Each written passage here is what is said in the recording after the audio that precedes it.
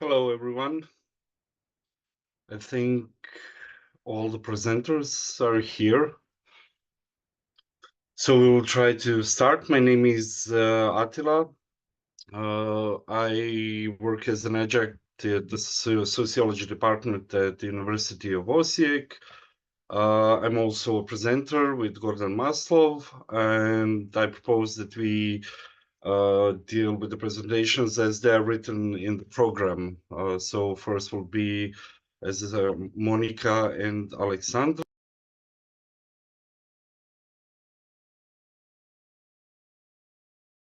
I turned off my chat.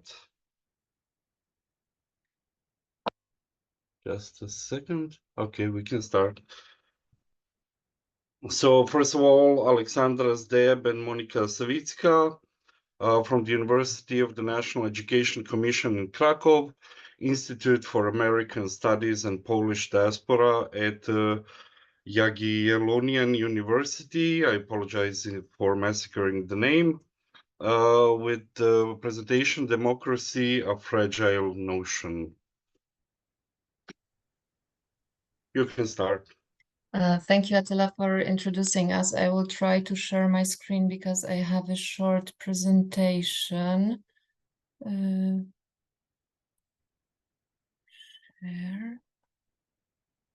And now,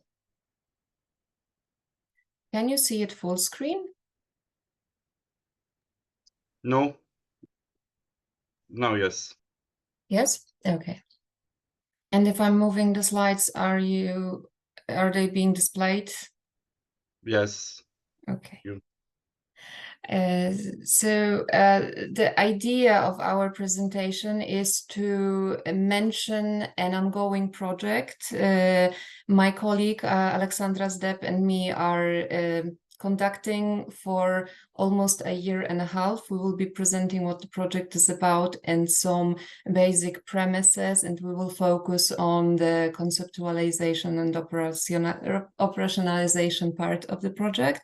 It is, as the title of the presentation suggests, about democratic fragility, which is why we are really thrilled that we actually, my colleague discovered a conference that is entirely focused on very different varying approaches to fragility from different disciplines. So we represent here, well, in political science and international relations, and we are verifying whether this concept is applicable to democracy. We try to justify that it actually is and why so.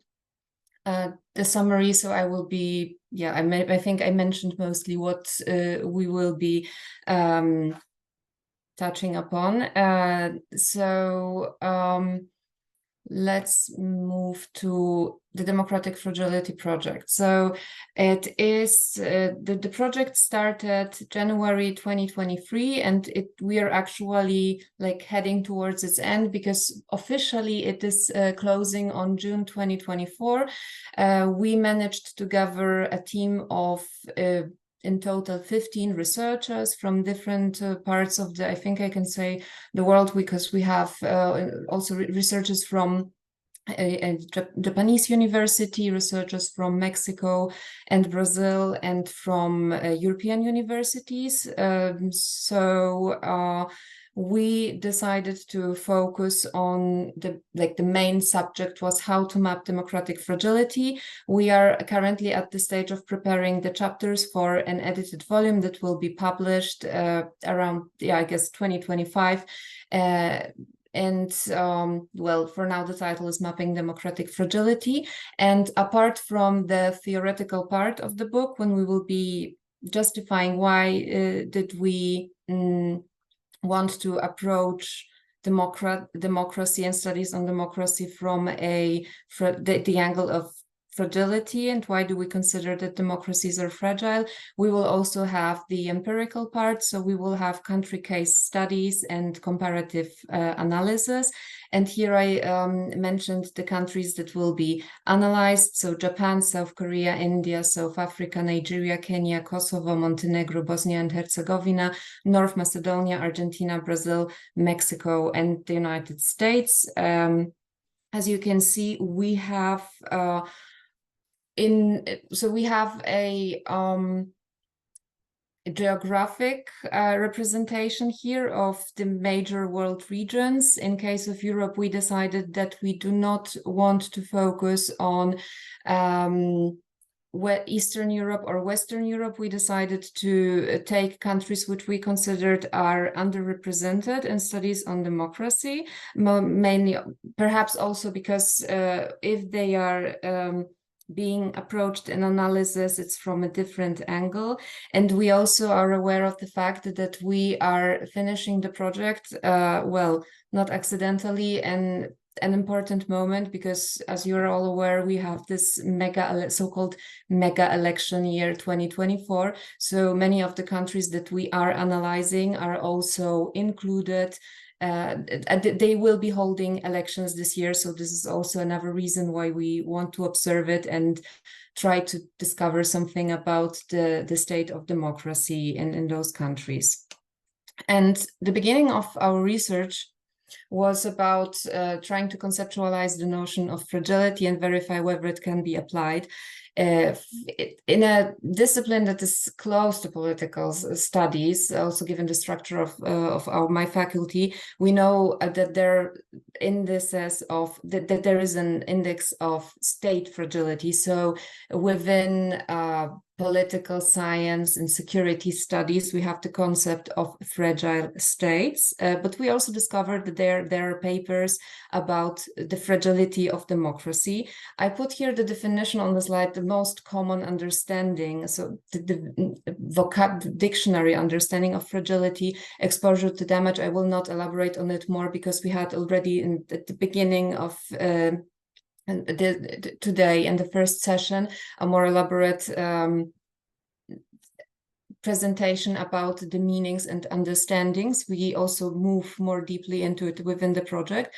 But what was interesting for us, what is the literature overview of democracy studies, where we discovered first of all inconsistencies in the understandings of fragility, because it could have been understood as a weakness, as a lack of robustness, as a particular as fragile democracies. We noticed that there was a cluster of countries that were described as such, that were struggling democracies, or they were new because they underwent and had recent episodes of democratization, or fragile democracies is a tag applied to endangered democracies, or it has been used in the context of a concrete threat of regime change, so of autocratization, or it was described as a condition of peripheral countries, so of countries of the global south.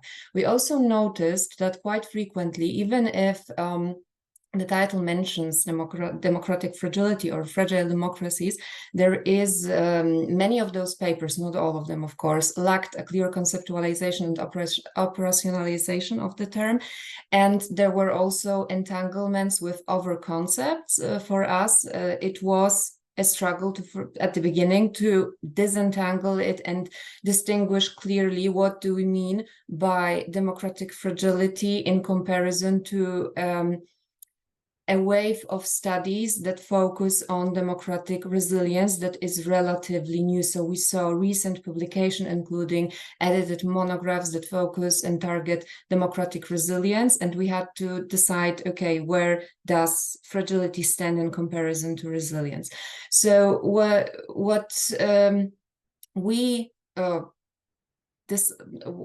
we elaborated, or our understanding of fragility, is that it is first of all an intrinsic essence of, or an intrinsic quality of democratic regimes, which means that we cannot say that even democracies considered, if we apply another term, consolidated, we cannot say that they are not fragile.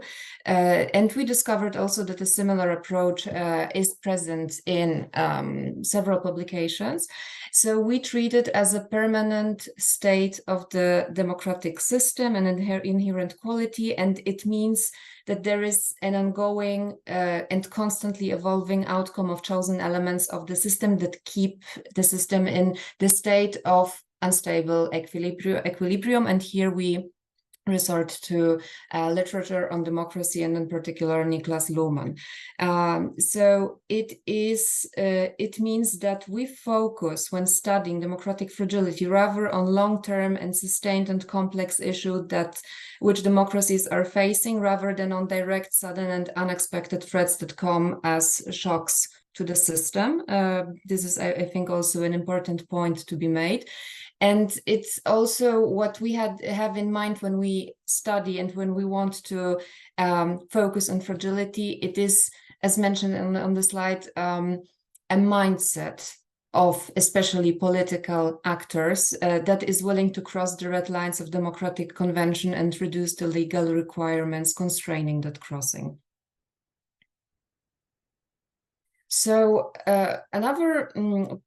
having conceptualized democratic fragility, we wanted to look at the elements we should take into consideration when trying to operationalize the concept. And we started from an analysis of quantitative approaches to democracy. So we had a look at democracy indices, and not only democracy indices, but indices of concepts that were grasping social phenomena that could be treated as essential when studying the quality of democracy by impacting it or by creating an environment that exposes democracy to danger or to disintegration or to threats. And here is the list of the indices that after an analysis we decided to include and look at the scores that are assigned. So we have democracy index, freedom in the world, varieties of democracy index, so the most comprehensive one, the Bertelsmann transformation index, composed of the political transformation index and economic transformation index, that we look at, fragile state index, economic freedom of the world.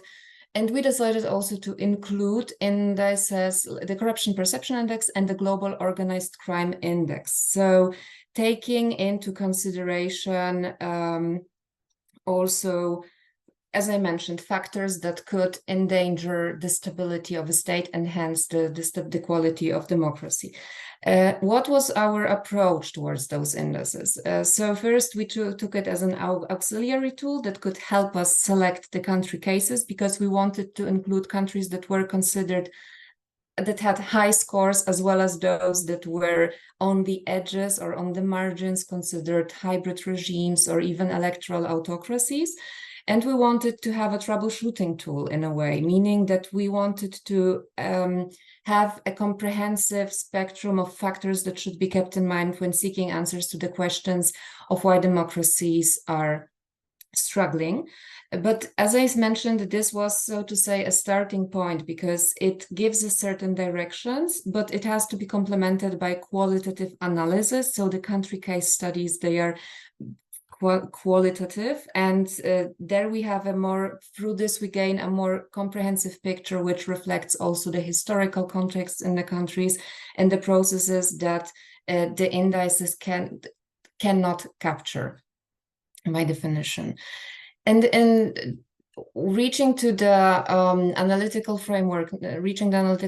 So we have three interrelated research questions. Our first question is, why are democracies as systems of governance fragile? What perpetuates the fragility of democratic regimes, and what makes democracies persist in fragility? As well as why are efforts to improve the quality of democracy problematic at best, whereas the system remains in constant, unstable equilibrium? And we have, well, I wonder if this, if it's legible what we mean by our framework. So fragility is being operationalized as an interplay between two levels, the top-down meso level of political actors with their attitudes towards democracy, with their preferences and with the perceptions of the political game. Those actors can either be have interests in maintaining the inefficiencies and flaws of the system. They can be unable to inhibit them, or they can be openly contributing to having the system unstable or flawed. they are collective actors who command political resources and influence political competition, and we treat them as the most crucial element of our puzzle. Then we have the bottom-up level, the activities of civil society, and then we have the structural level of the state institutions, so the rules of the game in which political actors and civil society operate. And authors of our chapter, they verify elements of this interplay. And so the idea is that what is crucial is that when we study the interactions and the mechanism that sustain the state of unstable equilibrium between those elements, it is we have to focusing on how those elements are balanced. So this is one important part of the study. And then when we look at democratic fragility, we look at the responsiveness of the system to the tensions between those three elements: civil society, political actors, and the institutions. And we stress that there is a paradox in which embedded in democracy, as the fragility of democratic political practice cannot be definitely resolved and the tension cannot be overcome. And this is not what we should be striving for. The most important element when studying the fragility of democracy is to look at how like the ongoing everyday processes of management of the tensions that are inherent in the system. So the interplay between these three groups of factors. And this means that instead of democratic stability, that is a notoriously like slippery and problematic term, we should rather talk about democracy as an unstable equilibrium, as mentioned, that is defined as a state of a system which constantly adapts to the changing conditions of its environment. And this means that democracy may at times face ebbs and flows in its quality, and democracies are always at risk of erosion and recession. So one of the main messages is that it's this reminder. We of course are not the only ones that democracy should not be taken for granted. Now, what we also do not want to claim is that democracies are doomed to fail, because this is also not we do not see empirical proof of it. And I think this is the main point. These are the main points we wanted to raise. I have here also a brief slide with selected bibliography. And well, thank you very much for having us here. And in case you have any questions, we would love to answer them or discuss any observations. Thank you, Monica and Alexandra. To the point, 15 minutes, no more, no less. Any questions, please? You can put them in the chat, or you can raise your hand, or you can say any which way you want.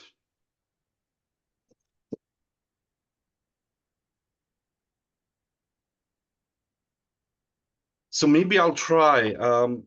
What I'm most interested about, what struck me the most, and the way you've talked about the quality of democracy.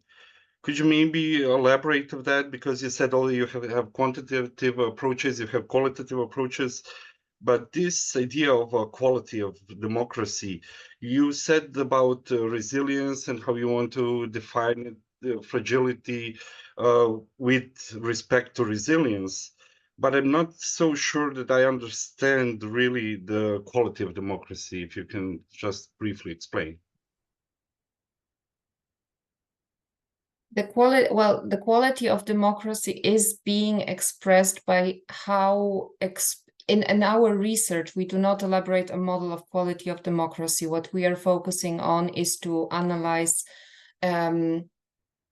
how and when we can see the exposure to damage of democracy, basically. So quality of democracy, well, the indices are trying to assess it by ranking states and by showing which states are like strong. I don't like the term consolidated, but this term is being applied in the indices, consolidated democracy. So what we do in our research, it would translate into I mean, this is one of the questions. Are perhaps the democracies that are high on the rank, they are less exposed to damage, although it is what turns out now that we are discussing it with the authors who present, who are contributing to the volume, this might not necessarily be the case, because the indices are oftentimes not able to grasp issues underlying democracies. So we consider a democracy a high quality one,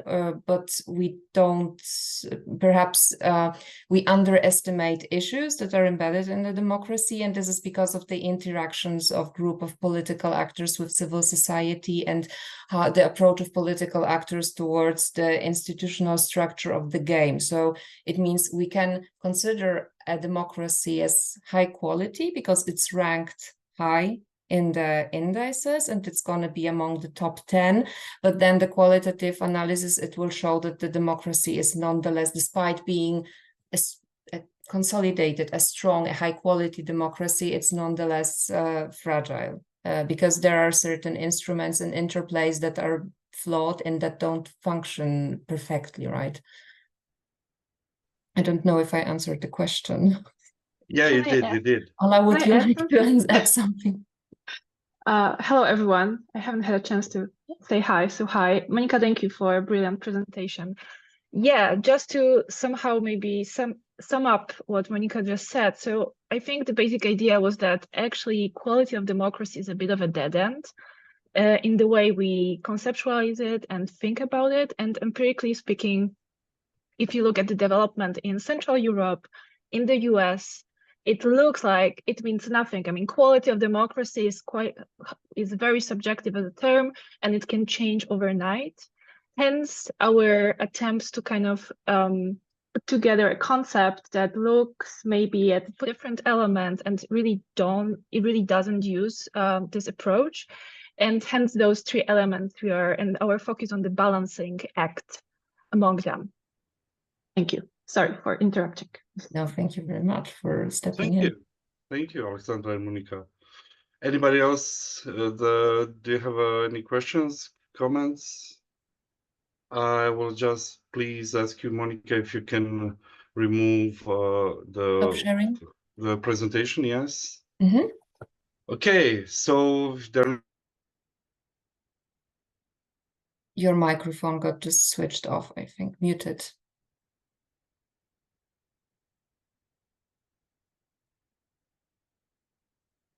It's still muted. No. Okay, so now it's okay. It should be okay. So now we turn to Jelena Savic from Uppsala University's Center for Gender Research. She's presenting GAJO, Non-Roma Fragility.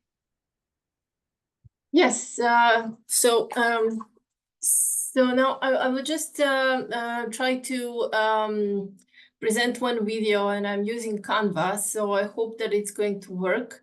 What I wanted to speak about is basically to do a case study based on performance that I did at some point in Belgrade when a book by Audre Lorde was presented by one feminist donor in Serbia. And in this, I mean, it's not developed paper. Basically, I just started working on it, but I want to show it and maybe to just try to talk with you a little bit about what you see and what, if it's possible actually to recognize some elements of fragility, of white fragility. And I'm relying here on D'Angelo and her work mostly, and also on the work of Charles Mills and his idea about global white supremacy and white privileges. I'm just now I'm just going to try to play it, and then we can see how this works. But I have to share screen first. So, okay. hopefully I'll have enough minutes. I don't know exactly how much I will be able to present, but let's try it. Okay, so I guess you can see this, right? And yes, okay. And is there a way I need to share the audio also, yeah? Maybe if you play it, we will also have sound, or do you need anything? Okay, so let's try it and then we'll see. Okay, if not, just not to waste time, then there are titles, okay? All right, so this is basically the announcement of the video. And yes, so it was called Little Sister Outsider, basically as a reference to Sister Outsider of the Lord's work. So this is how I define Gajo fragility as a subtype of white fragility, basically applied in European context and related to the issues of Roma and non-Roma, basically. I'm just thinking, this was the question basically to the panel, which you see now. And the panel, you'll see, I don't know if you can hear it. Okay. Yes, but it's quiet.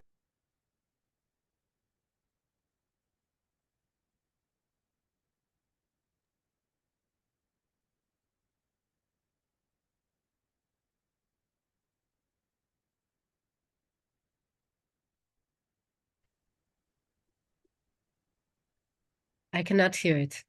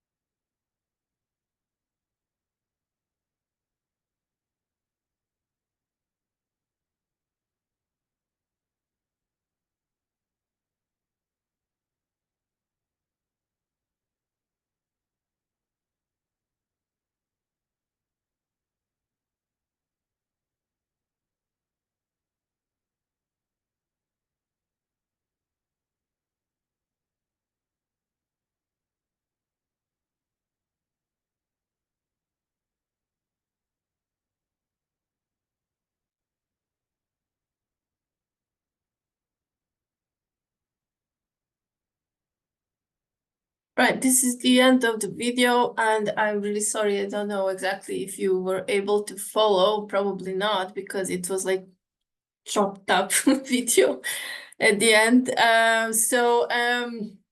Yeah, so now I'm going to just stop sharing. Stop share, okay. Yes. So basically, so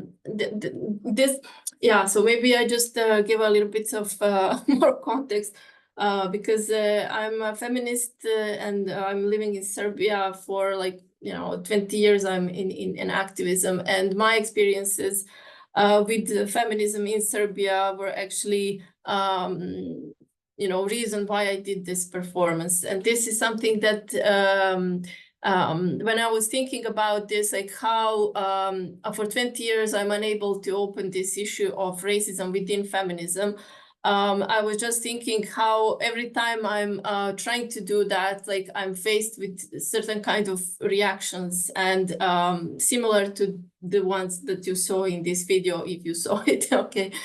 But basically, this is something that I'm now trying to analyze this video and to recognize certain kind of elements of fragility. So basically, I'm relying on D'Angelo and her work on white fragility. And this is something that I'm just trying to formulate in the context of Europe and in the context of systemic oppression against Roma. And this is something that I'm developing basically some conceptual framework related to this, also relying on whiteness theory and generally on Mill's and his idea of global white supremacy.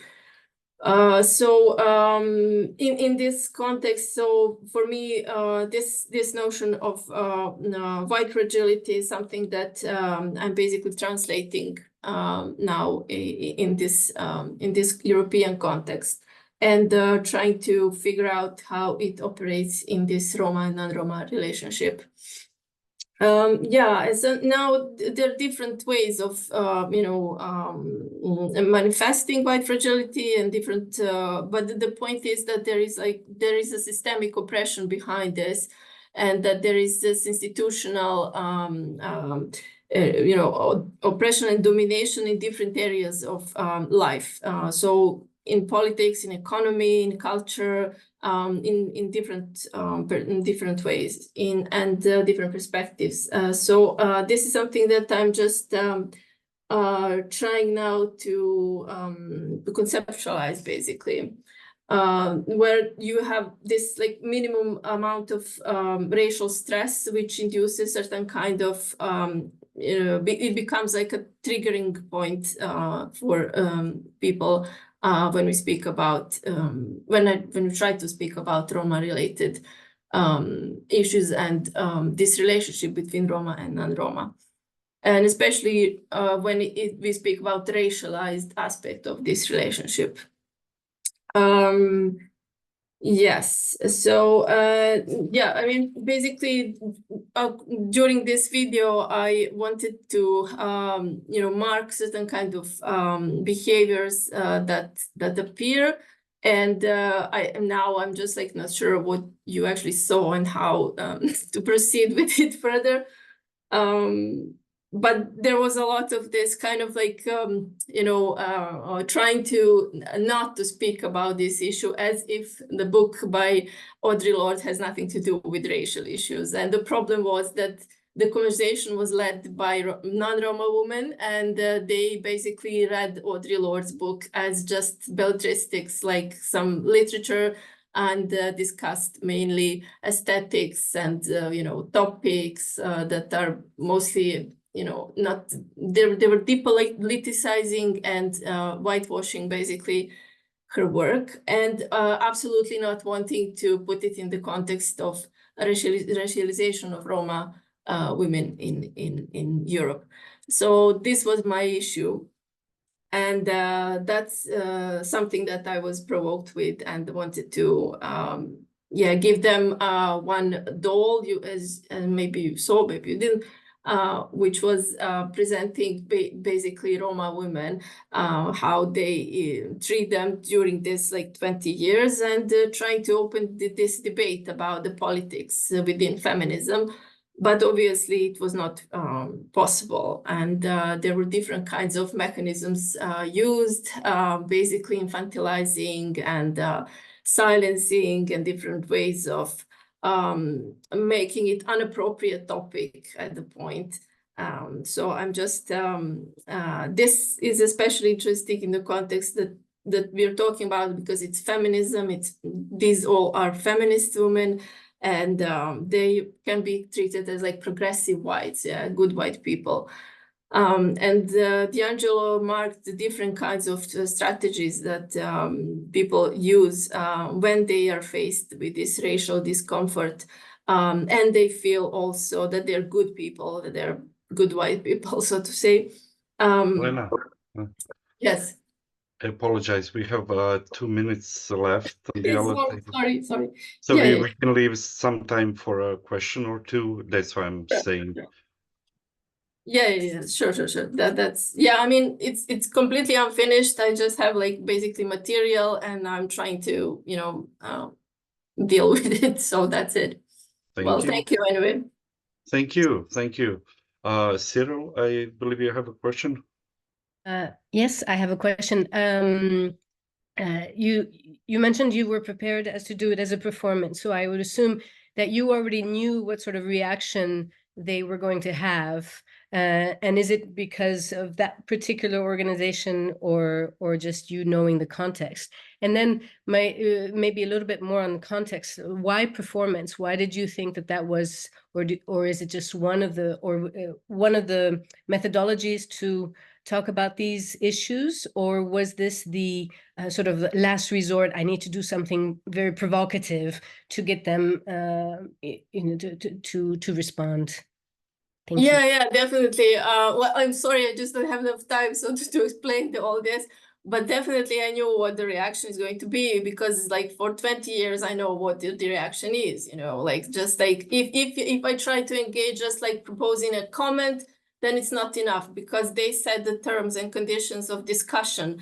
And then it's never good enough time to speak about this issue. And it's always off topic and all this kind of stuff. So I just wanted to put it in a different genre, and not for them not to expect it, because they didn't know that it's going to happen.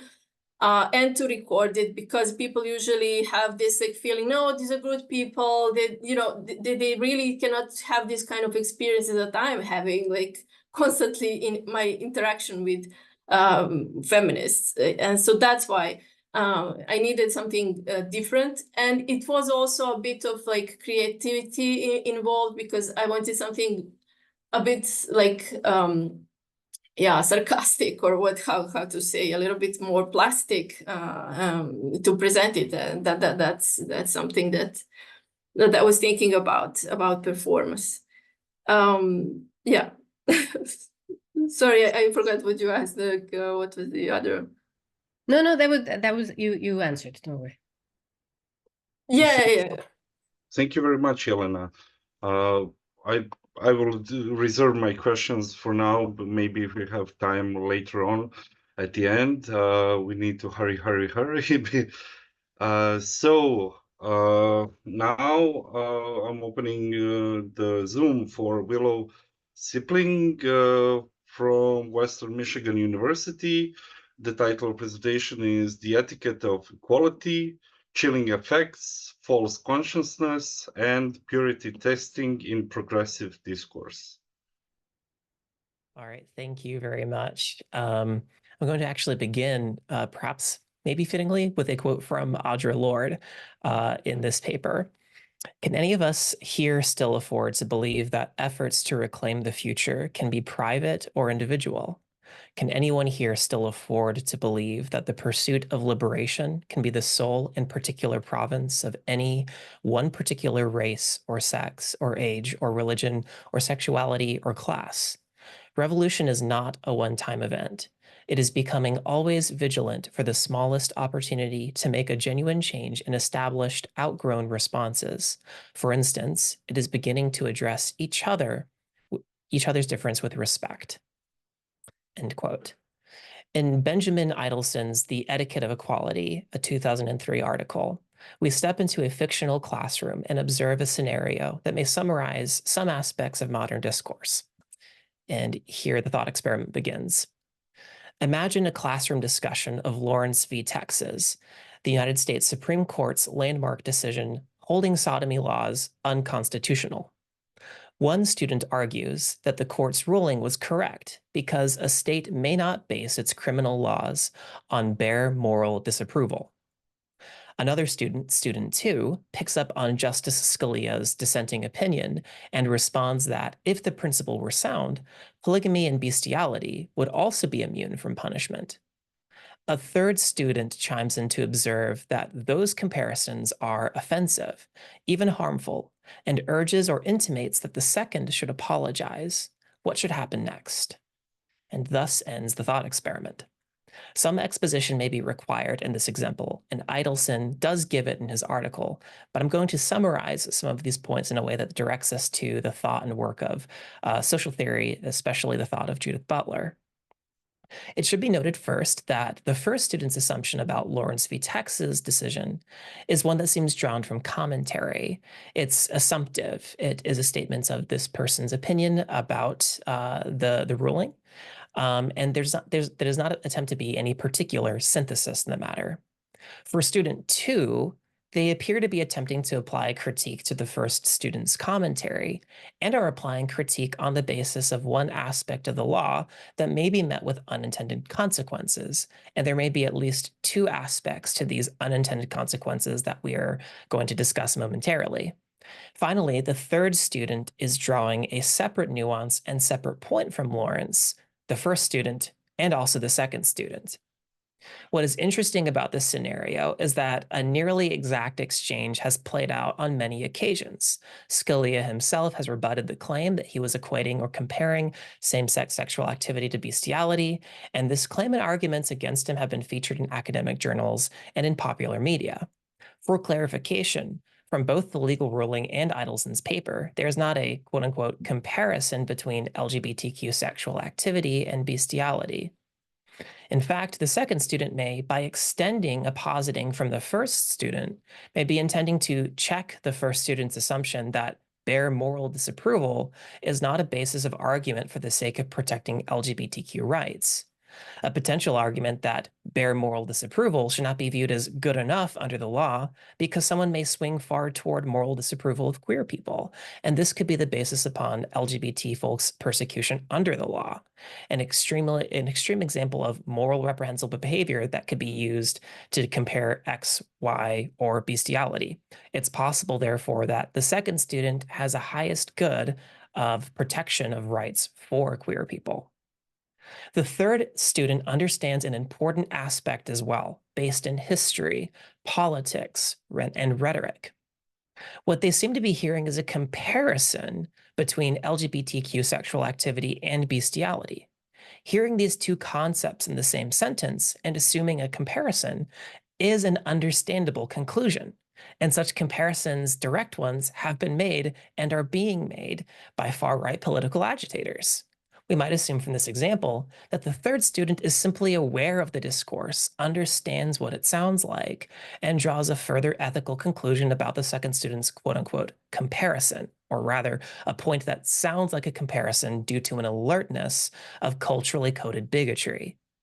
The ethical conclusion here is the fact that the comparison is, quote, offensive, even harmful, and requires or exacts an apology from the second student. Though it is certainly easier to see the nuances of this fictional thought experience from the outside looking in, we should understand the importance of the thought experiment in relation to discourse among those who desire to be aware of political agitators, who want to be allies toward marginalized communities, and who, not wrongly, want to be perceived as not being homophobic. However, as we might understand, there are some complications with this exchange in the scenario and the response to the line of questioning. In the first case, there is the potential issue of understanding what might be a misunderstanding of the argument from the second student and the law itself, the ruling itself. Second, there may be a concern with the insistence upon exacting an ethical or moralistic response to the misunderstood question. Third, there may also be an issue regarding respectability inflation, the coding of what seems to be at the expense of words, intersectional backstory, or concept. Essentially, though linguistic and cultural factors surround the discourse within the thought experiment, it serves as an example of a kind of etiquette, a set of rules which filter for identities. This is an etiquette of equality, as Edelson calls it. It serves functions perhaps more ideal than an etiquette that serves bourgeois ends, of course. In fact, the feature of such an etiquette of equality is that it filters for respect. Polite society, as it comes to understand itself in some places, begins to shape its language and actions towards a posture of inclusivity, egalitarianism, and inoffensiveness. Of course, some political circles downplay the goods of such ideals. These are labeled by some agitators to be too politically correct in the most pejorative sense of the term, too woke or virtue signaling. I'm not really concerned about debating the arguments of the far right here, nor am I concerned about essentially trying to establish or stand up a respectability towards these viewpoints in particular. I'm skipping these authoritarian critiques, as there is a rhetorical and social node from this etiquette of equality that deserves further attention from the inside looking in. Idelson outlines 3 issues in this way. First, the costly and potentially self-defeating overdetermination of relevant signals. 2, a recursive tendency towards inflation in respects demands. And 3, a related set of incentives for testing then affirming a group's status through the assertion and remediation of offense, end quote. Though specific occasions of such discourse might come to mind, one very relevant example that may be considered front and center in this political era, for those in the US, what is considered to be this generation's Vietnam or the genocide in Gaza. The discourse around this very real tragedy highlights not only the concerns stemming from the fracturing that might spring from an unchecked or unexamined etiquette of equality, but also the very real harms and crimes that may come with inability to critique systems in the name of respectability. So first, overdetermination. From Idelson's vantage point, this refers to, quote, an affiliatory speech act which invests a speaker's own expressions, end quote, and how understanding the various dimensions of how language can be coded to sort one into various identity groups or groups affiliated with identity groups. The more immediate meta example might be found above. Rather than be sorted into a group that aligns with far-right critiques of progressive discourse, I am placing rhetorical bookends around my points so as not to be assumed to be sharing in such an ideology. In fact, given rhetorical importance of not being sorted into such camps, I perhaps overturned such an emphasis to avoid this. In this sense, my actions bear a sort of overdetermination, which is not necessarily bad. However, something may be lost or perhaps overemphasized, but this seems like a worthwhile cost for the benefit of not being grouped into a particular party. That said, one must still be aware of such a cost, or cost as they apply to other scenarios. Now, let's talk about respect inflation. This is the thought that, quote, the attitudes actually expressed by an action may depend on the agent's apparent concern for the action's apparent meaning, end quote. Using this heuristic accurately means to correctly identify dog whistles, the quiet part that can't be said out loud, or the doublespeak that is often employed by authoritarians. For those in marginalized communities, the ability to identify yellow flags before they are fully revealed to be red flags is not a matter of linguistic preference, but one of mental, social, or even physical safety. However, what should be understood is that respect inflation can serve as a cushioning effect for ideas or social norms that can, by means of co-opting or purposefully obfuscating the etiquette of equality, to be counter to true equality. If respect for a particular identity becomes so inflated that even something bearing little resemblance to the identity itself has become immune to critique, we risk self-sabotaging justice and instead find ourselves propping up a stalking horse in the name of misdirected equality. And then finally, the testing and remediation of offense. Idelson's third point. Quote, one individual or group can force a reckoning over others' attitudes toward them by denouncing some symbol or utterance as offensive, construing it as an expression of disrespect, and then seeing how others respond. Of course, one feature of this aspect of etiquette of equality is that it creates systems of accountability that can be grassroots, which can achieve more power as the linguistic or social etiquette signifiers grow. Going to skip ahead just a little bit for the sake of time. However, what we might understand is the real example, or two real examples, one less serious and one more serious, one could say. One example is the infamous Harper's, quote, letter on justice and open debate. It features references to the ideals of liberalism, the goods of police reform, the dangers of far-right demagogues, and one might believe that those could be dog whistles for equal or egalitarian society. Interestingly, however, the Harper's letter was signed by J.K. Rowling, noted these days not for her familiar famous children's book series, but for her transphobia. Is it possible that one could be confused by the egalitarian-sounding language of the letter and sign on to it, notably as Margaret Atwood and Noam Chomsky's names appear next to libertarian, conservative, and intellectual dark web adjacent signatures? Should one assume that the author of The Handmaid's Tale was simply confused by the justice-oriented language? Or perhaps these authors should have, in the sense being exacted upon, should have resigned into another letter, such as, quote, the more specific letter on justice and debate published in The Objective. One may never know exactly. But perhaps the more cogent real-life example is found in the current discourses surrounding two competing, at least in regards to rhetoric, though perhaps not in essence, highest goods, engaging in anti-Zionism politics versus the claim of anti-Semitism. The 23 Jewish professors in the Columbia Spectator summarize this dilemma well. They state that in response to pro-Palestinian student movements, the university is, quote, leveraging anti-Semitism as part of a new McCarthyism. They state, to be sure, anti-Semitism is a grave concern that should be scrutinized alongside racism, sexism, Islamophobia, homophobia, and all forms of hate. However, they say to argue that taking a stand against Israel's war in Gaza is anti-Semitic is to pervert the meaning of the term. Labeling pro-Palestinian expression as anti-Jewish hate speech requires a dangerous and false conflation of Zionism with Jewishness, of political ideology with identity. This conflation betrays a woefully inaccurate understanding and disingenuous misrepresentation of Jewish history, identity, and politics. I wanted to give those two examples to mark some very, very clear trends in current communication, but I will once again skip ahead to move on to speak about Judith Butler. Theorists such as Judith Butler can aid in attempting at deeper understanding. Quoting Kirby for Butler's summary here. The outcome of language is always threatened by incoherence, contingency, and ambiguity, for it involves an intricate web of dispersed causality where the presumed integrity of authorship and authority, meaning and intention, are spoken through by convention. This means that discursive convention is not a static structure, but one which suffers destructuration through being reiterated, repeated, and re-articulated. Further, given Butler's understanding of power in regards to the object of speech, this adds a further dimension to Idelson's thought experiment. We don't know what the third speaker's relation to the offense is necessarily, other than their policing of the offense. Perhaps we might say the identitarian link to the performance is someone who has seen something offensive.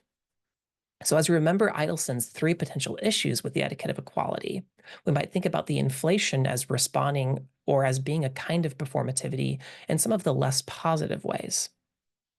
Another caveat is important here. First, there's not such a thing as both sizing the etiquette of equality. This is because a power differential exists between activists and the regime, even if that regime is made up of people who like to say some of the same things as activists. It's not as activists can engage in, quote, cancel culture against elites among conservative neoliberals. The progressive neoliberals can engage in a cancel culture against conservative neoliberals, but again, not this both siding sort of thing. There's also a sense in which the marking of etiquette, for instance, the learnings and practice of certain codes for in-group signification, is not a sense in which there is a both sides between activists and agitators. There's not a reverse racism that can happen here. Though again, this can engage in, there can be an in-grouping and out-grouping amongst elites, among neoliberals on either side. However, what we should understand between Butler's comparisons between power, gender, and performability or performativity can help us elucidate some means by which we can understand more deeply the concerns that can be drawn from not engaging primarily or firstly in simply the identitarian focused or expansion speech. So in her example regarding heterosexuality, she states, for the order of heterosexuality or any cultural power to reign, and in turn, its related gender positions to be comprehended, there is a repression of forbidden impulses or desires, such that the particular naming of the self becomes unviable. Oppression works, not merely through acts of overt prohibition, but covertly, through the constitution of viable subjects and through the corollary constitution of a domain of unviable subjects. And this sounds very similar to Idelson's critiques here. So we might understand then primarily what the object that one should direct activism towards. It should be towards the things that allow for these conflations to be brought up by folks within the same set of classes dealing with similar struggles. This is sort of a mimetic effect, we might call it. So we might say, therefore, it may be important to engage in broader views of these struggles than tangential elements that make up coded language, as language itself may entertain strange bedfellows who maintain opposite via mimesis viewpoints, and how this repression into scapegoating can be transformed into sublimation, into greater activism. To be clear, this paper doesn't make these claims in themselves. It requires the synthesis from Butler, but I do think that the thought experiments provided and Butler's examinations into these theories may provide with some ways forward in our current system. I believe that puts us at time, so I'm going to close up there. Thank you very much. Thank you. Thank you.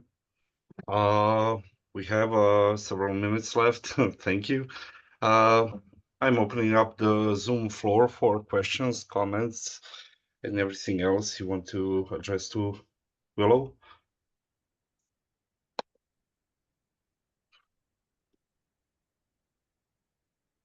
You will give me the honor of doing that. Okay. Again, you ended abruptly, but I would like to ask you, because I don't know if that should follow, or in your proposal you wrote just a second at the end, in the spirit of the radical critical method, seeks to identify capabilities within the etiquette of equality that allow for self-critique and even deeper understanding of class struggle. In basing about what you said, the way you identify speech acts and the way the speech functions in this etiquette of equality, what is this self-critique? What is this option of self-critique? Yeah, I unfortunately needed to skip past a few sections from Masad Haider, who talks about a similar concept to Malcolm X's double bind, where, you know, there are elements of at that point his belief in Islam that were helpful in critiquing white supremacy, but also white supremacy had some interesting elements that critiqued the fundamentalisms of Islam. So this creates this sort of double bind. Mm-hmm. But separating from, in some ways, fundamentalism as an extreme and white supremacy as an extreme, within this realm of thinking critically, there's actually movement to do some of the important work of self-critique. So for instance, one of the things in Haider's work that he outlines is how some of the terms that are co-opted by folks on the far right, for instance, even the term oppression Olympics, you know, many of these terms were created by activists on the left. That term in particular was created by Black liberation feminist thinkers. So what's interesting is that some of the work that is done and is co-opted by, again, not a comparison of, not a both siding of, is often being thought of initially by thinkers who are in these sections. So not to take too much of the question time, but to read one brief section from Haider that I think makes this point. He says here, people that consider themselves to be in these progressive groups should stop allowing there to be a division between problems such as problems of race and problems of class. So not a class-only first Marxist, for instance. This should stop making it possible for people to represent socialism, by way of example, as a white project, and the same goes by way for gender. There should be a way to turn away from the endless cycle of debate, denunciation, and so on, which can happen in social media and other venues. And then it ends, of course, with direct action. The direct action I engage in here in the U.S., I'm often standing side by side with you know, middle class white folks in unions. They may not understand all of the things that my day job includes, which is to talk about things like gender identity and pronouns, but there are kinds of things that can bind us together through these broader, we might say, progressive things, such as unions and labor rights. So that's a very short, clipped explanation to a very, very good question that I didn't do justice to. But I think there is room, I think, from that. There is epistemic range within these progressive viewpoints that the co-options don't actually give us. Thank you very much. Thank you. Other questions? People, I have questions. I just don't want to take up the time. Okay, so we'll again try to leave it at the end if we have more time. Thank you, Willow, for the presentation. And I will apologize openly to Cyril because I've accidentally skipped her. So our next presenter will be Cyril Cartier from the University of Zadar with the title Navigating the Edge Within Fragility. Hello. Let me just try to do here.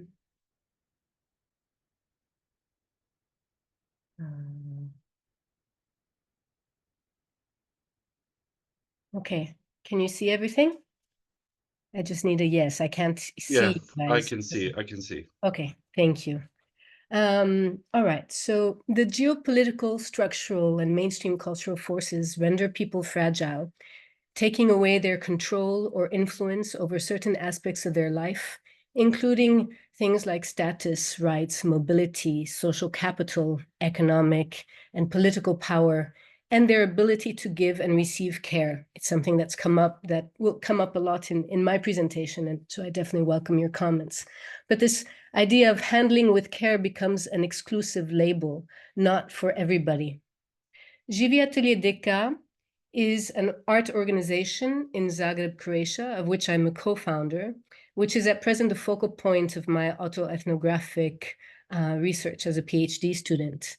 The organization actively addresses some of these wider challenges and their impact on members of the community, in part by reframing the very idea and concept of fragility. For us, it would be, what if fragility could be embraced to give us the possibility for greater resilience? In this presentation, I will explore the relation between fragility within the context of a local art cooperative and the context of the concept of infrastructure, as Lauren Berlant has written about in their last book on the inconvenience of other people. I will explore how fragility opens the way for creating and maintaining dynamic, flexible infrastructures. I maintain that, in turn, these infrastructures allow for the individual to navigate their own personal perceptions of fragility, to diminish or mitigate their toxic fragility and mitigate its effects, and to find what I will call their optimal fragility that strengthens them and the communities they are part of. Optimal fragility opens up exploration, understanding, embrace, and exposure of our vulnerability. Optimal fragility enables a dynamic balance of care, which in Živi Atelier we have defined as 3 equally crucial components: caregiving, care receiving, and self-care. Toxic fragility is a state of disbalance, disabling an individual from gaining traction to go through constructive, transformative processes, thereby compounding the negative effects of their frail position to which they were submitted to. Berlant juxtaposes these, to explain sort of infrastructure, juxtaposes the mammoth institutions that enclose and congeal power, resources, and interest, end quote, and the more organic, dynamic infrastructures that reflect how we are together, quote, the patterns, habits, norms, and scenes of assemblage and use, end quote. To Berlant, affectivity is what infrastructure generates, and at the same time is part of the impetus for their creation. Berlant writes, the affectivity infrastructure, generates is not just in the air or the gut or thrown together or ideology, but specifically involves the sensing of the dimension and extension of what we might call organized air, the projected atmospheres sustained by collective practices. The collective practices they allude to can be thought of as the infrastructures that we at Živi Atelier Deka set up, a result of heuristic processes to answer to specific issues, challenges, or problems. Our organization brings together people of diverse origins into the processes of community building, healing, and exploration of identity through art. One of the programs, the Women to Women Collective, connects women who want to make home in Croatia with women for whom Croatia is already home. In our community building, we find that fragility in its optimal state, neither too rigid nor too loose, enables the types of relationships of care that are crucial to the sustainability of our community. And this form of care is what in turn enables mutual accompaniment, a way of being together in support of one another's integrity.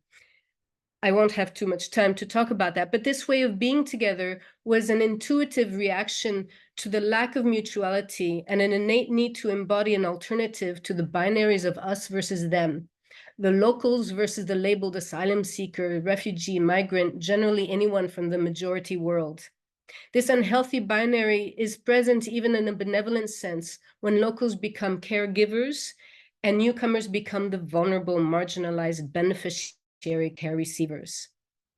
We improvised from our own assemblage of life experiences, ideas, and ideals to address some of the systemic problems and our sense of a growing injustice, racism, inequality, othering, and alienation that impact us all. We created what Berlant has called crisis infrastructure, a sort of reaction to the systemic lack of support, satisfactory solutions, or even exacerbation of the various crises. Crisis infrastructure serves the purpose of, quote, living change as something other than loss, but as part of the protocols or practices that hold the world up, end quote. To Berlin, it involves collective practices of long-term programs and workshops, such as the gathering to make ceramics, glass blowing, and other arts, sharing of kung fu tea, cooking, and celebrating. The operational infrastructure we created to make the activities possible, a nascent timesheet, a time bank, an inventory that enables the distribution of funds according to the recognition of the collaborative efforts and invisible labor in creating and creativity also reflect certain political ideas. We realize with time that care is political. Structural and cultural violence embodied by patriarchy in a capitalist market-driven society relegates care and the women expected to embody it and carry it out to being undervalued, exploited, and underpaid. For Jivi Atelier, as well as for the Women to Women collective, the dynamic triad of care was conceptualized, upheld, and valued as part of and informing the affective infrastructures as we engage with each other and the public. Not just an addendum, an afterthought, a haphazard choice to be assumed or taken for granted. We became acutely aware that the unbalanced care can also become its opposite, tipping fragility to a toxic phase. An anecdote. A woman came to our atelier only once, said she would come again, but never did. But she wanted to stay connected virtually. Eventually, she shared her feeling bad about coming when her husband was at work and the children at school, as she had a lot of housework to do. She might have felt guilty to tend to herself, denying her self-care. She might have perceived art-driven activities as too joyful, indulgent, a feeling that would somehow impede on her duties or ability to commiserate with the hardships of the family. Yet after a bout of one-way communication from me, she answered unexpectedly one day. The first words, "Thanks for remembering me," a small but significant acknowledgement of a need for contact, belonging, and care. This is toxic fragility. It immobilizes the individual and/or communities in positions of weakness, rendering them unable to transform their non-dominant positionality in society and its often debilitating effect. During the 9 years of our community efforts, we repeatedly learned that for people who find energy and time despite a heavy workload, paid or unpaid, at home or outside of the home, being part of our collective has proved beneficial. An active woman consciously or intuitively reconnects with her creative self, and by extension with other people in her circles. She becomes part of the effective infrastructure and empowers herself through self-care and the care received, so she can give care in the atelier and in other domains of her life. She learns new skills and may even contribute to the family income. 2 women have said it was their children who pushed them every week to leave home and go to the atelier. The children felt their mother came back home in a better mood, a lighter load on her shoulders, less anxious, less worried, not depressed. Organizing weekly workshops, art production, gatherings, exhibitions, and setting up communication channels to create a network connecting individuals is all part of the operational infrastructure, the nuts and bolts of logistics. Berlin wrote, "The consistency-making resource distributing processes are mediations that bind worlds together along with ideas about what the world might be." The effective infrastructure, on the other hand, determines the how, the consistency and quality of activities and communication, either through live encounters or virtually. We keep tabs on one another, translating messages into at least 7 languages or more, sharing the responsibility to respond to each other's messages, reaching out to individuals outside of the group communication. The circle of care is another methodology of effective infrastructure that we use to check in with each other ahead of meetings, planning, strategizing, for brainstorming. It's a time set apart for deeper listening, giving space for people to share or not what is going on in their lives and how they feel. Another example of effective infrastructure is the way we set up outreach for women to prevent social isolation by meeting with them at their homes, if they wish, and encouraging their involvement in the atelier. Following each visit, we have debrief sessions to sort of take a pulse on everyone in the team to prevent burnout or moral outrage caused by the systemic injustices we witness or hear about. Only then do we follow up on how we can be of service to the women we visited and support to one another. The interactions of individuals and infrastructure are based on principles of tension and interconnectedness that lead to the overall flexibility, dynamism, and resilience of the whole. To visualize it, we use tensegrity structure, a model developed by Buckminster Fuller, based on tensional integrity of the parts that make up the whole. You push or pull on one side, and it has ripples of vibration or movement on the other. Another anecdote. A colleague and I had just come back to the atelier, having spent many hours with a woman and her baby at a social center for social welfare. Her situation involved domestic violence and trafficking. Hungry and tired, lacking time to debrief and decompress, we eagerly accepted the invitation to go back to the atelier for food, expression of care of our community. Alas, soon the conversation turned to operational infrastructure, to planning for the upcoming group trip of a traveling exhibition. Questions of time, logistics, nitty-gritty started to rain down. And as I was with people from the core group, and we know each other well, I felt entitled to let my guard down and lash out. Words do not do justice to the sense of violence I felt and aggression I unleashed. I expressed my toxic fragility. I fell over the edge, feeling what Joan Halifax has called empathic distress. Put plainly, it is the reaction to the realizations of one's inability to change the situation or alleviate suffering in a meaningful way. As a result, one feels oppressed by the overwhelming odds, resentful, dejected, disempowered, feeling survivor's guilt or the guilt of inadequacy. This toxic fragility leads to conflict-inducing behavior towards self or other. In the position of optimal fragility, I might have responded differently. I cannot think about this right now. I'm too exhausted emotionally and physically. I need your care. I need self-care. And expressing that would be giving care to my friends in the collective.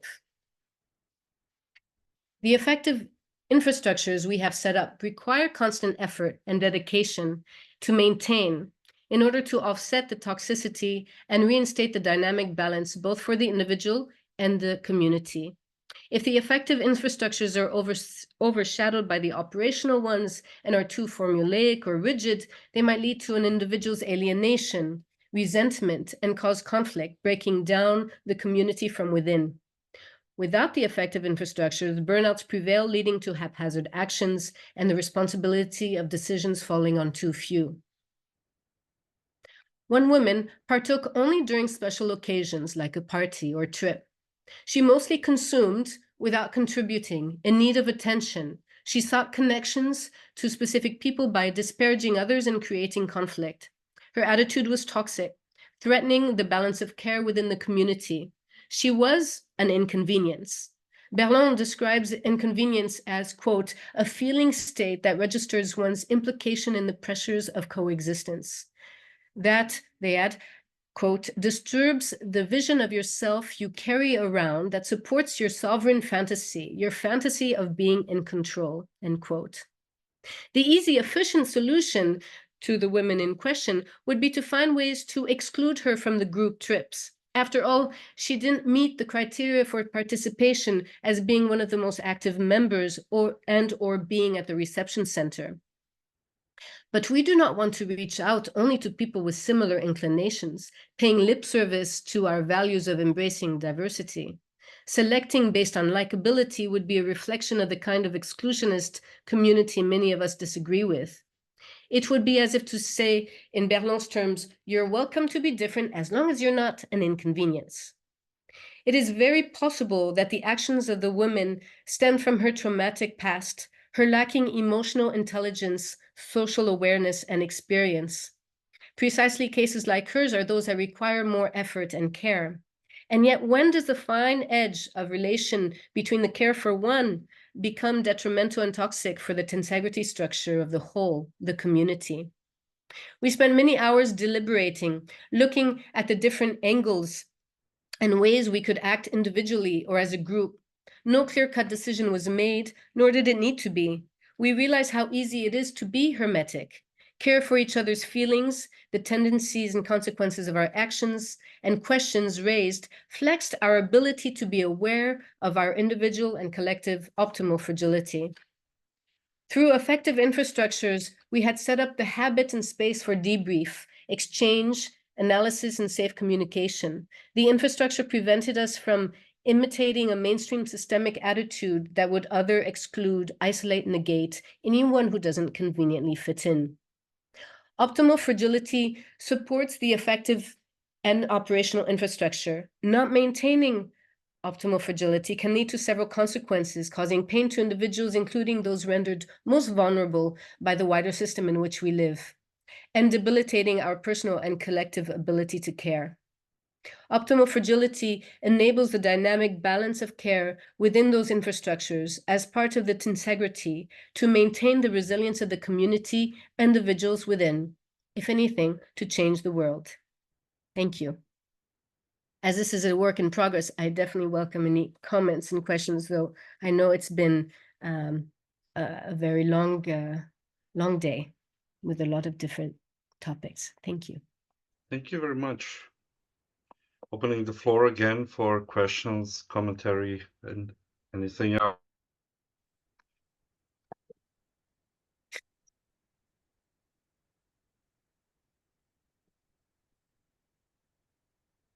I don't see any raising of hands or something like that. Again, I will do my own thing. Thank you for the presentation. You mentioned this word only once, and perhaps it just flew by, but it was an attempt to situate the idea of fragility, at least for me, in your in the context of your presentation. That this is word crisis. But again, I'm confused whether crisis is a state temporality or Živi Atelier is something that is set up as a space for optimal fragility but again, then crisis is something that you cannot avoid, and it's because of the creation context. It probably is something that cannot be avoided. So I'm asking, how do you situate this word inside of the types of fragility that you talk about? I think honestly, I used it partially because Berlin was reusing it in her work. But as was said, I think very much echoed in many of the presentations before, including the first one, it's almost as if the world is constantly in crisis. And then, of course, often we're sort of manipulated to therefore be worried and stressed and feared. Different kinds of crises, political, environmental, etc. I definitely think that the term like refugee crisis has been overused, and again, it can be mishandled or misused for certain political means. But I think the idea is more about learning to live with precarity, as Anat Singh has written about, and again, how this was said in the beginning of the conference. And so to live with crisis as this being, the status quo, but not reacting to it as in, but reacting to it to sort of not normalize its effect, but find a ways to hold the world up and to address it, so that we're not doing it from a point of loss or nostalgia or hurt, but from doing a sort of, take on a more proactive stance, if you will. I'm in agreement. For me, not a reader in Berlin, but Adam Tooze is now trying to revive the concept of polycrisis and several usages of crisis from Agamben. And I'm just, this is really more like an interested question, because I'm not really sure. As you said, it would be politically devastating or perhaps irrelevant to treat it as a constant state. But again, we are, from a political perspective, at least Gordon and me, are approaching it that way, and we are having issues with treating crisis now as a permanent state. and it doesn't help. So thank you. Thank you. Any other questions, people? Again, we'll try to perhaps leave it, because now we'll maybe end exactly we're at the beginning of the next session. So we'll try our next, and that is Gordan Maslov and me. Our title of the presentation is "With the Force of Violence." We had also a subtitle, but it is missing now from the program, so Gordon will tell you our subtitle. Right. Thank you, Attila. Hello to the participants. Hopefully, I will not prolong our presentation any longer than it needs to be prolonged, especially since we are like running slightly short on time. And this presentation is going to be somewhat visually more austere and ethnographically more poor, since it's mainly a philosophical paper, and it's just situated. It is in a sort of interlocution, or in a sort of dialogue with the first paper presented today by Fernando Rubio's Thinking from Fragility, but it perhaps goes somewhere else than his work does. So we will start with, basically, as you probably noticed, the title of the paper is a sort of a pun on work of Judith Butler. And at the end of The Force of Nonviolence, Butler seems to discount the usability of the notion of vulnerability for political action, a move which might find readers by surprise. And to quote Butler, what seems clear is that as important it is to reevaluate vulnerability and give place to care, neither vulnerability nor care can serve as the basis of a politics. Considered as a condition, vulnerability can neither be isolated from other terms, nor be the kind of phenomenon that can serve as a foundation for a politics. Now, this seems curious claim for a work which aims to think the ethics of nonviolence as the bodily response to conditions of violence. Crucial aspects that make up these conditions are formed by our interdependence, which is the basis of vulnerability. And to quote Butler, she literally states that to be dependent implies vulnerability on page 46. And dependent we are, both consciously and unconsciously, on a multitude of different subjects and subjectivities, on objects and hyper-objects. So we are dependent on everything from our neighbors, our precarious delivery workers, ethnic or religious groups, our infrastructure, our climate. Butler thus concludes that, to quote, vulnerability traverses and conditions social relations, and without that insight, we stand little chance of realizing the sort of substantive equality that is desired. So while Butler's argument is not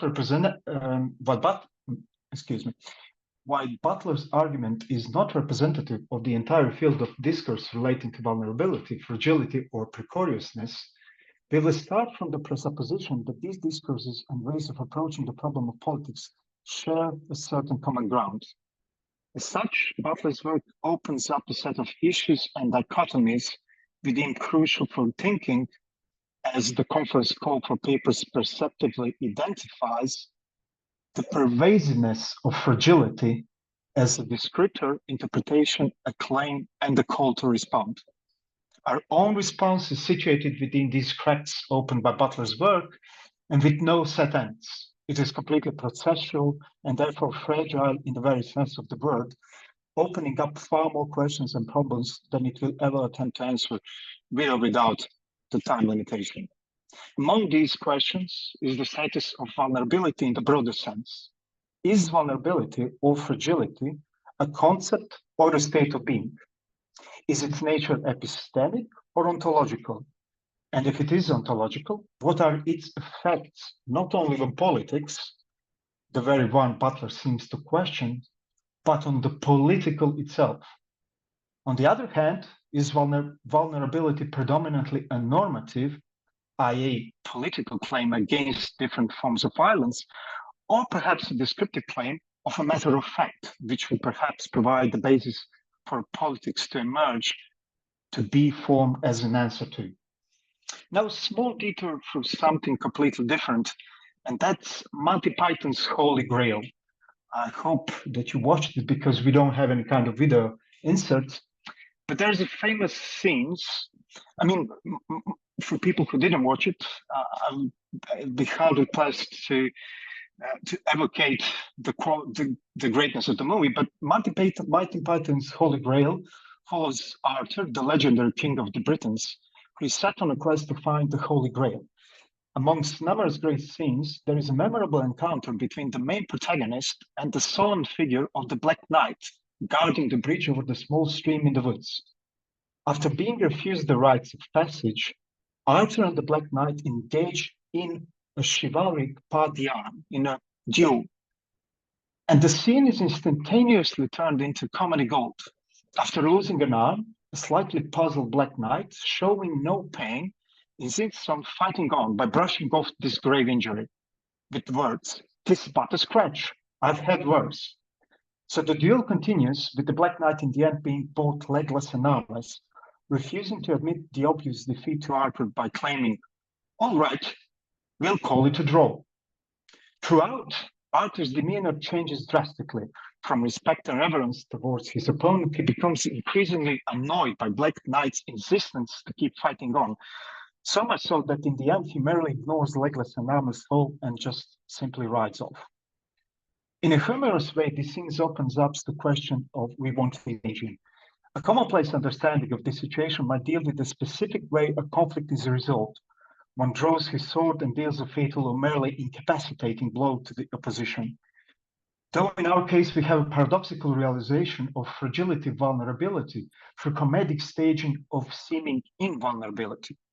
A comedic manifestation of that drive, the severely incapacitated Black Knight just keeps going on, refusing to acknowledge the frailty and the state of his own body. And yet completely incapacitated, he can only merely rely on his verbal capacities to insult. Here we have a classical chicken and the egg dilemma regarding the relation between violence and fragility, i.e. vulnerability. Should we start from the state of fragility or from the act of violence? This is a choice, but we claim it is a choice with consequences. Now, vulnerability and fragility are phenomena which seem to be derivative of violence. Either they are discovered by acts of violence or produced by acts of violence. The experience of being violated, being an object of violent action, or being objectified, an action violent in itself, seem to be an epistemological precondition for recognizing one's own fragility. Violence thus acts as an epistemological force. Black Knight's comedic existence is defined by his refusal of his vulnerable, fragile state. Violence is something which discovers, which makes visible, which drags to light, which brings to surface. And just for an example, we have Foucauldian shift from sovereign violence to violence of discipline, which is defined by it being less visible. Now, the question remains whether violence differs by the type of effects it produces, or do all forms of violence act as an epistemological force in relation to our dependent state? Now, if one starts from the realization of fragility, one starts from the effects of violence and not the presupposition of fragility. And if one starts from the violence, one can expect a draw. For example, for Hobbes, famously, equality or the ability to equalize the situation infamously leads to conflict, as it creates a disbalance of force and is the virtual source of one's vulnerability. We don't propose the primacy of violence in any sort of philosophical or anthropological sense, but in the political effects it produces. Political does not denote a certain field, like cultural or economics, but a proclamation of political relation. There are inherently no apolitical relations of dependency, and each one can be reclaimed as political, but only on the condition that includes the mutually dependent relation, or, for Hobbes, the relation of mutually assured possibility of destruction. Political violence is something imbued with the potential of destruction or creation. But of what? Violence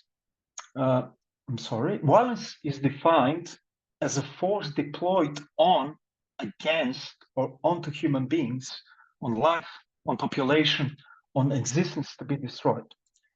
And yet, as the above Monty Python scene illustrates, what is gained by the violence is a passage over the bridge. Fragility is not acknowledged in the act of violence, but is a condition created by the act of violence. Following from this, what can we make of Butler's claim about vulnerability as not being enough for politics? We have therefore asked a trilateral conceptual knot between conflict, resolution, or even peace. Taken as political phenomenon, they are understood as being relational, just as vulnerability is for Butler. One is not merely vulnerable, but vulnerable too. There is something deeply egalitarian about this idea shared between political relations and vulnerability.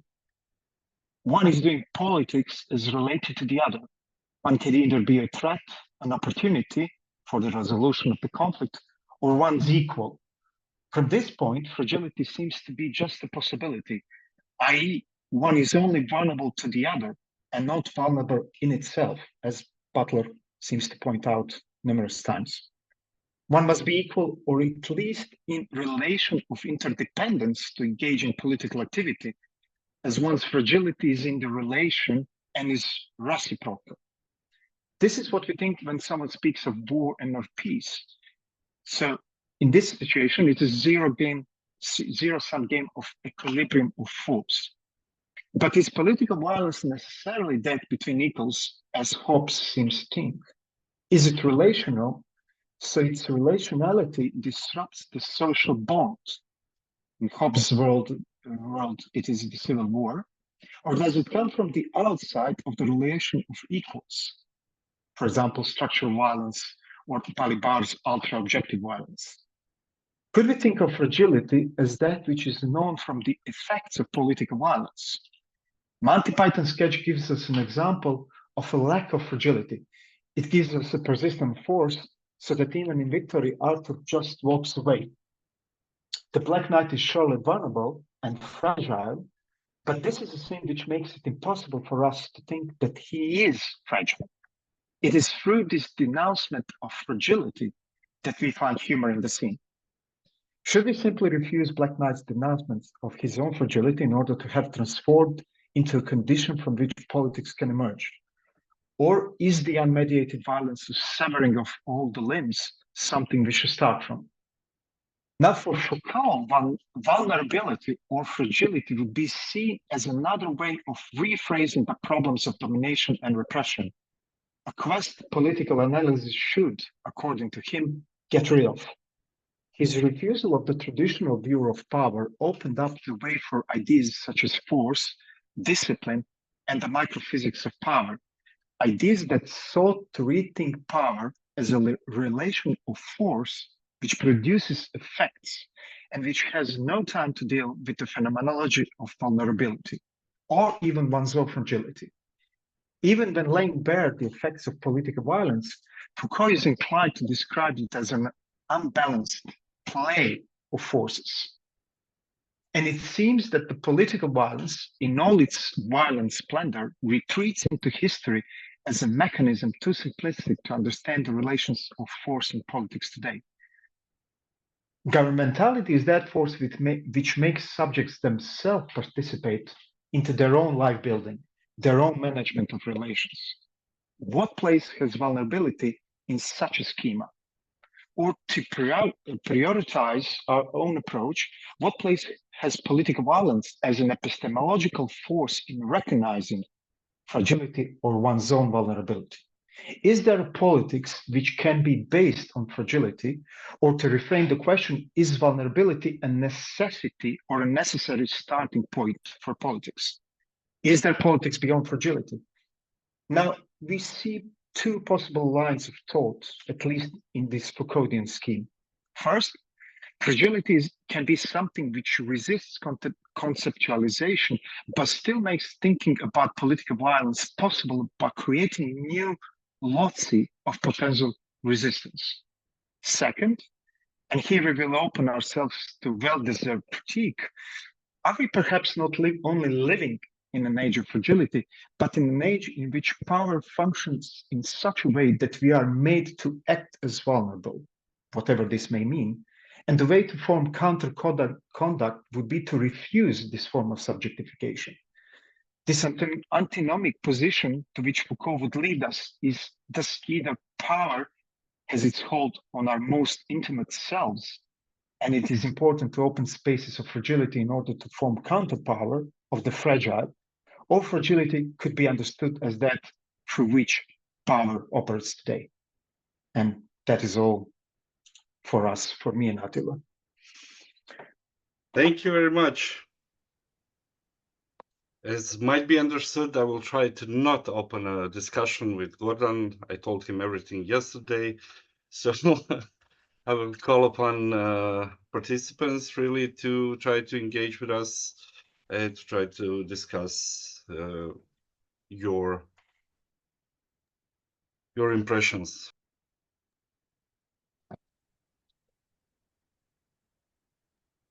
I just want to make a comment. I think, part of my challenge sometimes is to think of theory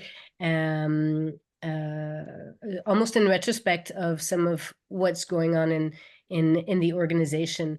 And so I was listening to you, and your the question of do we live in an age of fragility in such a way that we're made to act as vulnerable, or is that a starting point for to refuse this vulnerability? And so it's also interesting how you've used that term interchangeably, almost maybe with fragility.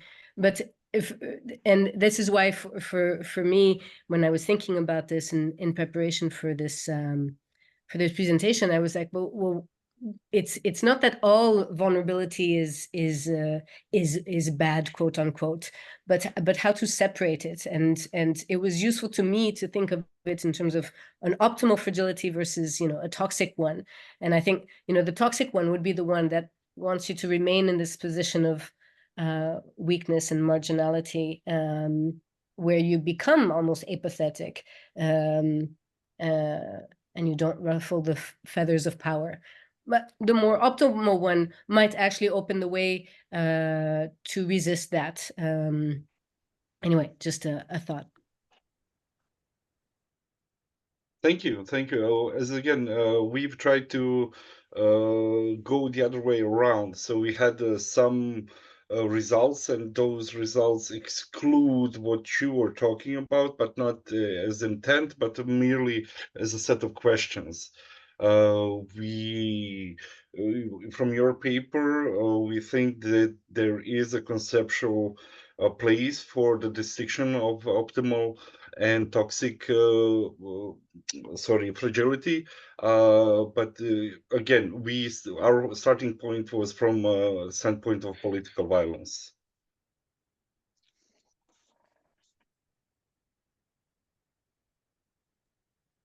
So I just also have one question. I'm just wondering, is it like this position of vulnerability and violence? It seems completely separated.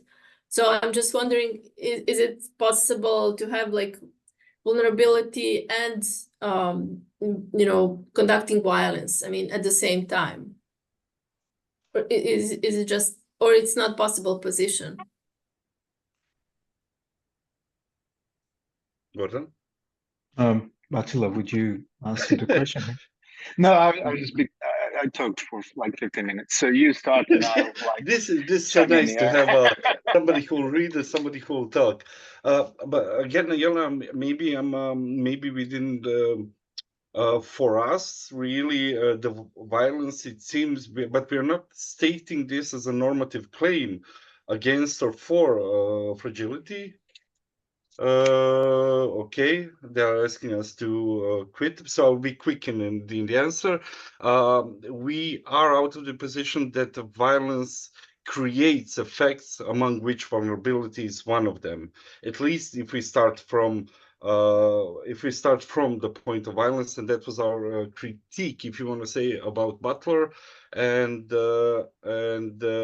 that's it. Sorry, Yelena, please contact us. They are putting pressure on me, and I'm not good at during pressure. So we will end this session. Really, thank you very much, everybody who has presented and all the questions. Sorry, it was me, but please contact each other and stay in touch. Thank you very much.